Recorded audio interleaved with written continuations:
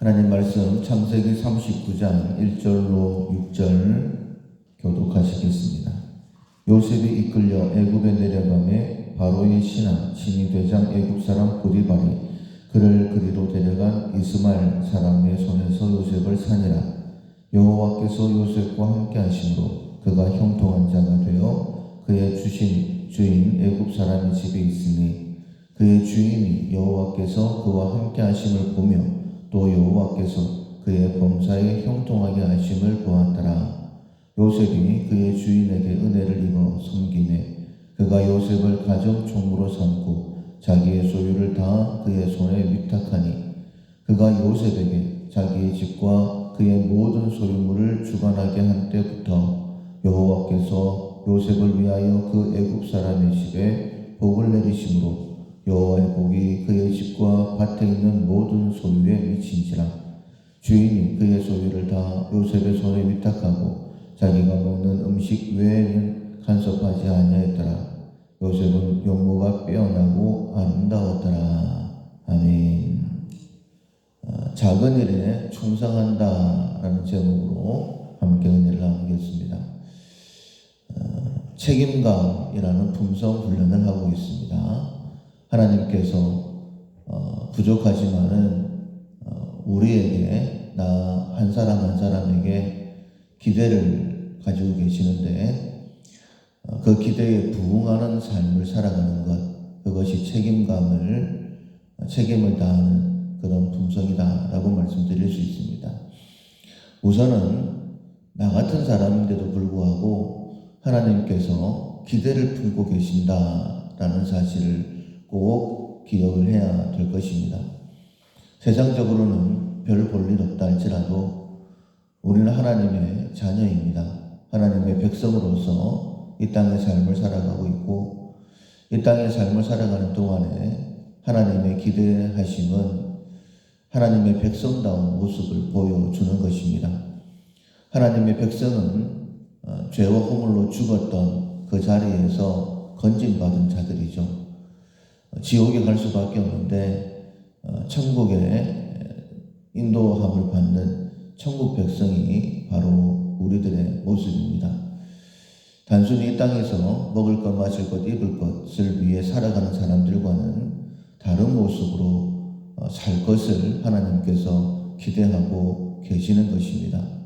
그 기대에 부응하는 것, 내가 예전에 그런 삶을 살지 못했다라고 한다면 지금부터라도 그런 삶을 살겠다라고 결단하는 것, 그것이 바로 책임감의 품성 훈련입니다.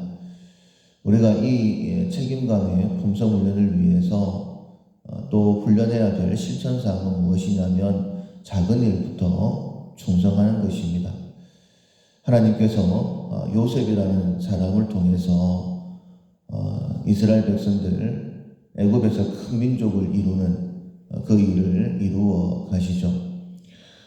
그런데 요셉이 애굽의 총리가 되어서 만민의 생명을 구원하고 또 가족들도 구원해서 애굽에서 큰 민족이 되게 하기까지 첫 번째 하나님의 부르심이 있으셨습니다.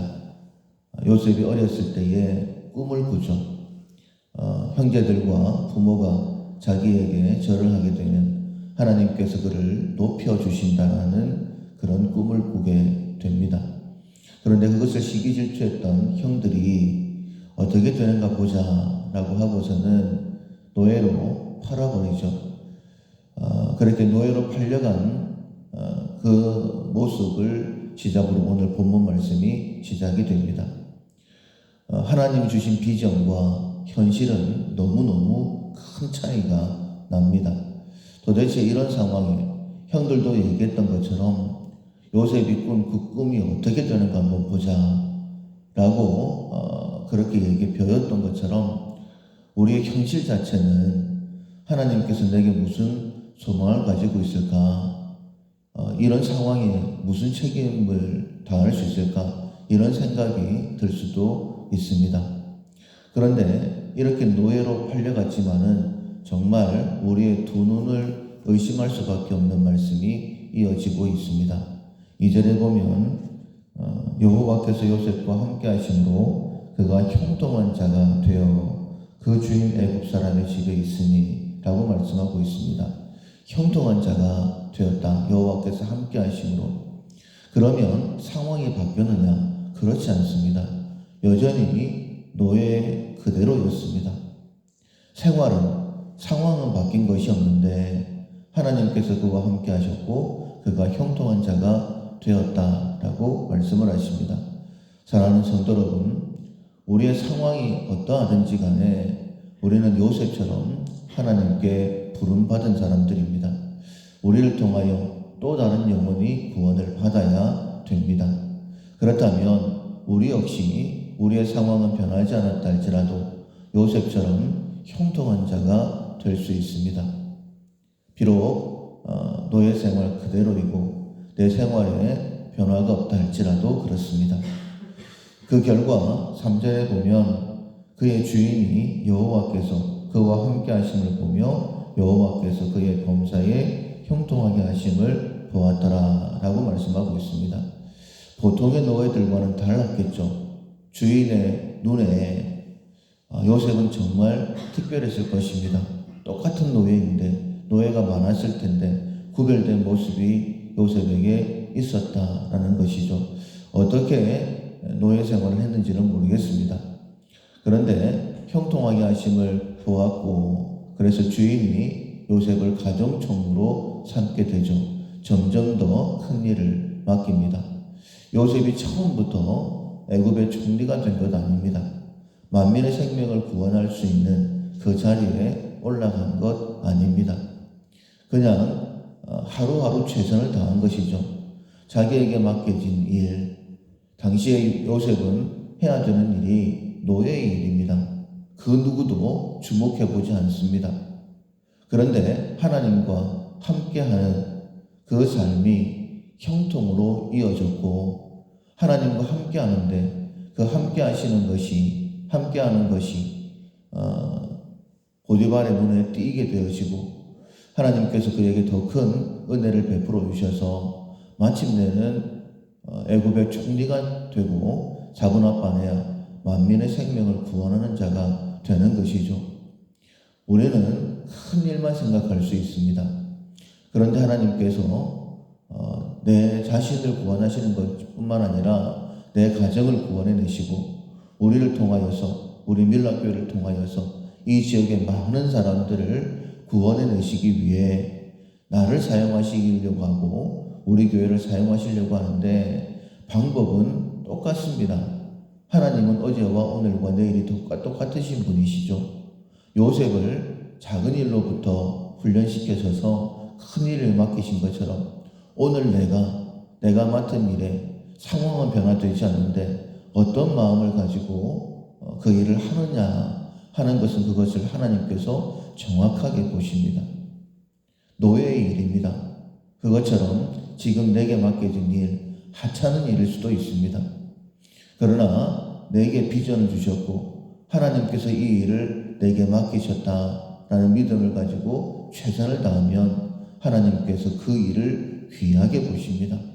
그리고 그 작은 일에 은혜를 베풀어 주시고 누가 보더라도 하나님께서 형통케 하셨다, 하나님께서 함께 하셨다라고 이야기할 만한 결과들을 주실 것입니다. 그로 인하여서 우리에게 더 큰 일이 맡겨지게 될 것이고 아브라함이 복의 통로가 되었던 것처럼 우리 역시 복음을 증거하는 또 다른 영혼을 구원해내는 그 귀한 일에 쓰임받게 될 것입니다. 오늘도 어제와 비슷한 지난주와 비슷한 그런 평범한 일들이 반복될 수도 있습니다. 그러나 하나님께서 내게 맡기셨다라는 그 믿음을 가지시고 하나님 앞에 최선을 다하는 그 일을 통하여서 하나님께 하시고 그래서 지난주와는 다른 결과가 하나님께서 함께 하심의 결과가 꼭 나타나서 하나님의 일을 이루어 드릴 수 있는 그리고 더 큰 일을 맡을 수 있는 우리 모두가 될 수 있기를 주님의 이름으로 축원합니다. 아멘. 찬송가 370장 주 안에 있는 나에게 당근심이 있으랴. 찬송가 370장 찬양하시겠습니다. 주 안에 있는 나에게 딴 근심이 있으랴. 십자가 밑에 나가 내 짐을 풀었네. 주님을 찬송하면서 할렐루야 할렐루야. 내 앞길 멀고 험해도 따라가리. 그 두려움이 변하여 내 기도 되었고, 전날의 한숨 변하여 내 노래 되었네. 주님을 찬송하면서 할렐루야 할렐루야. 내 앞길 멀고 험해도 나 주님만 따라가리. 내 주는 자비하셔서 늘 함께 계시고, 내 궁핍함을 아시고 늘 채워주시네. 주님을 찬송하면서 할렐루야 할렐루야. 내 앞길 멀고 험해도 나 주님만 따라가리. 내 주 맺은 언약은 영불변하시니, 그 나라 가기까지는 늘 보호하시네. 주님을 찬송하면서 할렐루야 할렐루야. 내 앞길 멀고